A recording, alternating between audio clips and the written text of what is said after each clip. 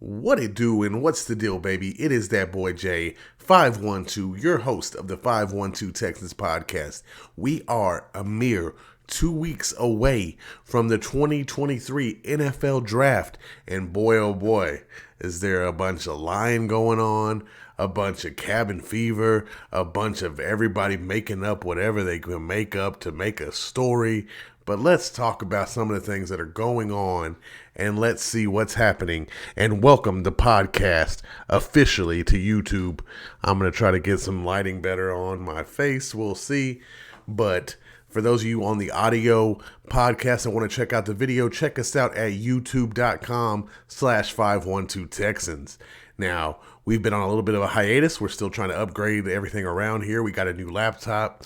We are making moves. But speaking of making moves, what are your Houston Texans doing? What are they thinking?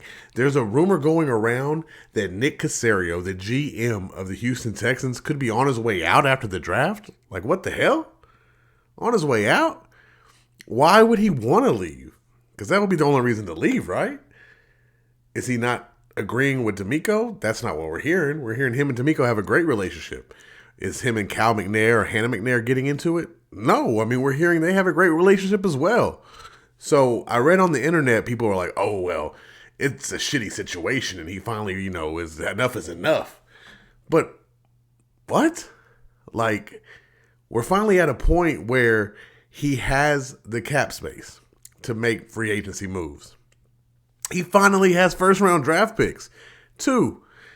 And then he has 2 next year. Like, why would this be the time that he decided, hey, I want out? It just doesn't make any sense to me. It doesn't pass the smell test, but we'll have to wait and see what exactly happens. But that's one of the biggest rumors. Is Nick Caserio on his way out? What kind of front office shakeup or changes there will be after the draft? And it's just like, come on, Texans. You're finally getting it together. You're finally looking like a solid organization. And then 2 weeks before the draft, we hear our GM wants to go back to New England or something. I don't know. I'm hoping it's all hearsay. I'm hoping it's stuff that we don't have to deal with. But that is the news that we are hearing. The other news that kind of broke out from Ian Rappaport from the NFL Network. And I kind of put this out on the Facebook group, Houston Texans Empire. Shout out to the Houston Texans Empire. If you guys are tuning in, what a doozy. But Ian Rappaport kind of reported that multiple teams, including your own Houston Texans, have called Arizona. They had the number 3 pick in the draft and have inquired what they would need to do to move into that slot. And I don't think we're talking about moving back 2 to 3. I think we're talking about moving up from 12 to 3. Now, that could be a really amazing thing and something that would ignite this organization and this fan base. If we got the 2nd and the 3rd pick in this draft, you're telling me we could leave with a Bryce Young or a CJ Stroud and a Will Anderson, the potentially best defensive player, or even a Jalen Carter. We can do that? Man. Tell me we're not going to be ready for this season that day. But hey, what do we got to do? We got to wait and see. But if they were able to make that move, and I will guarantee you this, we're not going to take all 12 draft picks that we have. No way do we want to go into this season with 12 more rookies. Now, if there were 12 All-Stars, you'd be like, yeah, of course you'd want to, but that's just not how things work, right? And we went in with 9 last year, which was like an anomaly. I think most teams go into their season with about 6 rookies, and we went in with 9, and now we're gonna have 12. So that means a fewer of them are gonna get cut. Or what that means is, and what I think that's gonna happen is Nick Caserio is gonna trade up or trade it back into a different round, and give away some of those picks to get us another 2nd round pick or another 3rd. Or in this case, we might jump up to the 3rd overall pick, and we have a prime defensive edge rusher right there waiting for us. We have our quarterback of the future right there waiting for us. And we'll be set up to make some moves in this 2023 season. And then guess what? We have 2 picks potentially in the 1st round next year. Man, oh man, let my GM work. Let my GM cook and get out of here with all of these rumors that he is leaving because we don't need it. We don't want to hear it. Not going to happen. I hope. So, with that being said, we need to kind of then look at what's happening with this number 1 pick. Now, I don't know how you feel. I can tell you how I feel. I believe Bryce Young is the best quarterback coming out in this draft, and I would love for us to get Bryce Young. Now, with everything that was looking to happen, it was looking like the Panthers knew who they wanted, and they were trading up for CJ Stroud. If you look at the Vegas numbers, the DraftKings numbers, the FanDuel, whatever, betting odds, CJ Stroud was far, far away the clear favorite. But over the weekend, what happened? I don't know what news really broke, but Bryce Young and CJ Stroud are now pretty much favorites, co-favorites to be drafted number 1 by the Panthers. So as much as I was getting excited thinking, hey, we're going to get Bryce, it's okay. We screwed up that last game against the Colts. We messed up, lost the first pick, but hey, it's all going to work out for us. We're still going to get Bryce Young. Well, it doesn't look that way. So the last few days, I'm like, I want Bryce. I really want Bryce. I still do. But if we got CJ Stroud, man, we can work with CJ Stroud. CJ Stroud does enough. One of his biggest knocks is, he doesn't run the ball. He can't run the ball. Well, can he? We don't really know. Look at the receivers he had. He had Marvin Harrison Jr., who might be one of the best wide receivers ever. He looks generational, like a generational talent in college right now. And if he would have came out as a sophomore, I guarantee you probably would have went top 5. Guaranteed. And you had Jackson Smith and Jigba. I know who set out, but Garrett Wilson, Chris Olave.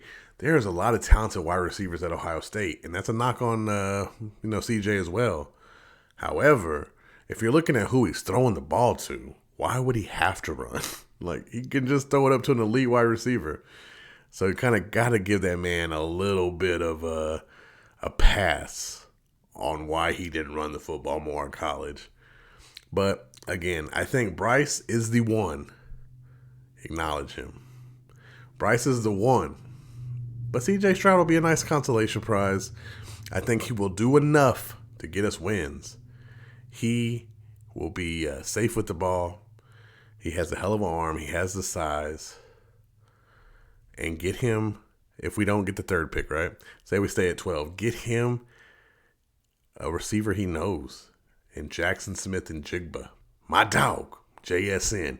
Jackson Smith and Jigba and CJ Stroud. They already approved at the collegiate level what they could do. Now watch them work in the NFL. And then hopefully we're bringing back a healthy John Mechie III. Hopefully we got a healthy Nico Collins. We got Robert Woods, a.k.a. Bobby Trees. And we got Noah Brown from the Cowboys. Man, to me, that's a solid group of receivers. Might not seem like much to you, but trust these boys can ball. And don't forget the addition of Dalton Schultz from the Dallas Cowboys too, who is just a reception machine and will be a safety blanket for any quarterback that we have under center this season. So we'll get ready to see what we can do. And watch these boys from Kirby ball out. You know what I'm saying? So right now, day 1, if it was up to me, Bryce Young, Jackson Smith and Jigba, and let's go to work. But say Jackson Smith and Jigba isn't there. And some of you might not agree with this, and I don't even think he'll be there at 12, but if he is, Bijan Robinson from UT, hook 'em horns. Bijan Robinson is a talent that his floor is where most people's ceilings is. He is a hell of a running back, but he can also catch the ball. So you bring him in, and he's another wide receiver for you, you know. He can go out there and be that safety blanket as well for whatever rookie quarterback that we might have and we might put out there.